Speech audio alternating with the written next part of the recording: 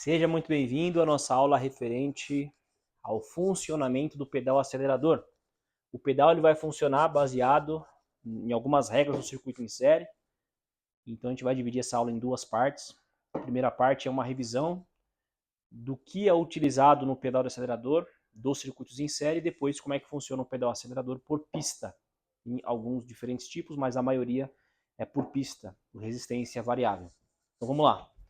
O circuito em série ele tem duas regras importantes que vão ser utilizadas no pedal acelerador. A primeira regra é que cargas em série elas têm o valor da bateria, o valor de tensão da bateria vai se distribuindo ao longo do circuito.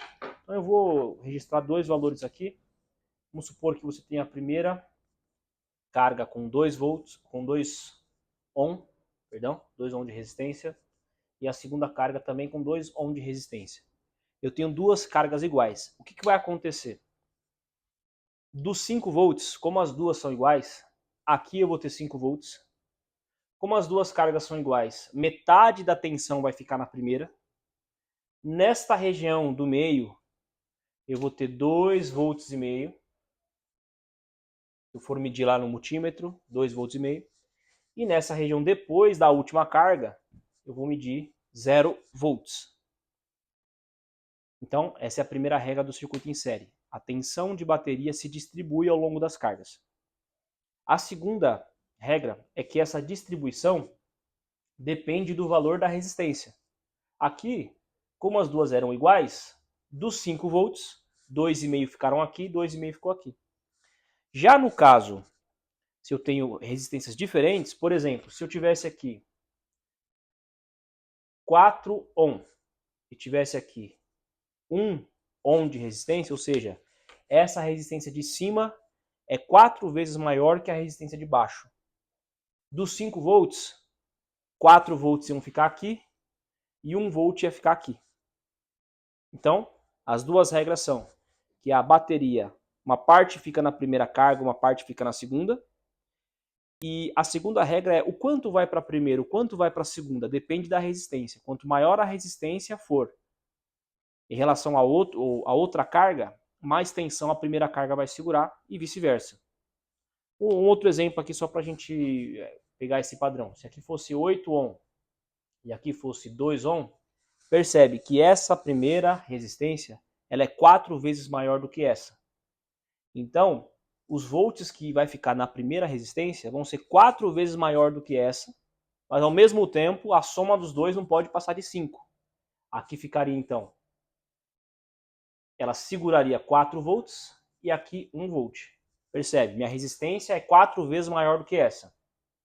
Então a minha tensão da bateria que ficou aqui é 4 vezes maior que a de baixo. Mas ao mesmo tempo a soma das duas dá 5 volts. Quando é que eu vou medir aqui? Se aqui tem 5 volts e a minha carga segurou 4, aqui no meio eu vou ter um novo valor. Eu vou ter um valor de 1 volt. Então percebe que eu consigo mudar essa tensão do meio dependendo da distribuição de resistências. Isso aqui é o circuito em série, só as regras que se aplicam no pedal. Vamos agora para o pedal acelerador. Como é que funciona o meu pedal? Meu pedal ele tem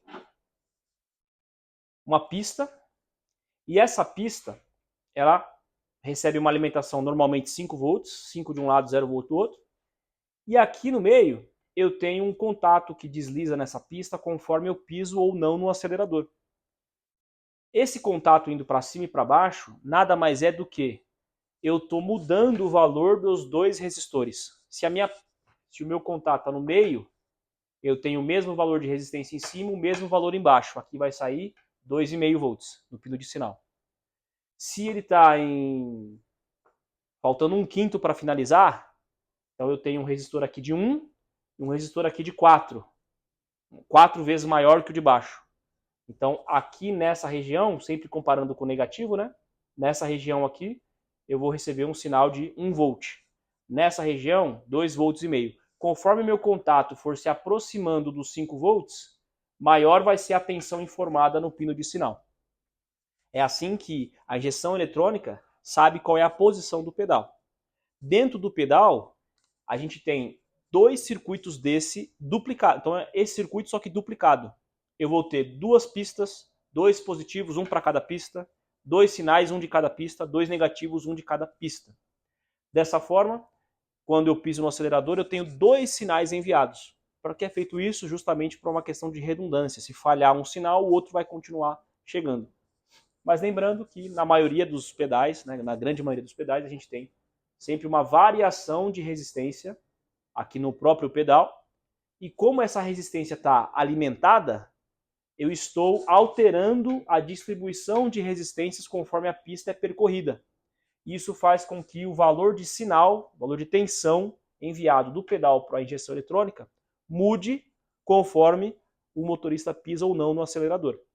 Então esse é o trabalho do pedal de aceleração, lembrando que essa pista dentro do pedal é duplicada, eu tenho 2 pistas dessas. Então 2 pistas, 2 positivos, 2 negativos e 2 sinais. Bom, se você entendeu como é que funciona o pedal acelerador, isso aqui é uma aula de funcionamento, agora a gente vai seguindo aqui no nosso conteúdo, justamente para as demonstrações práticas destes conceitos, medidas na prática, e posteriormente a gente vai ter um mapa de como é que a gente faz para condenar, ou como é que a gente faz para condenar o pedal, como é que faz para condenar o chicote, e como é que faz para condenar um módulo, qual que é o passo a passo. E posteriormente situações reais, situações na prática, de carros que têm problema no pedal e a aplicação do mapa. Então se você dominou essa aula, pode passar para o nosso próximo conteúdo. Te vejo lá.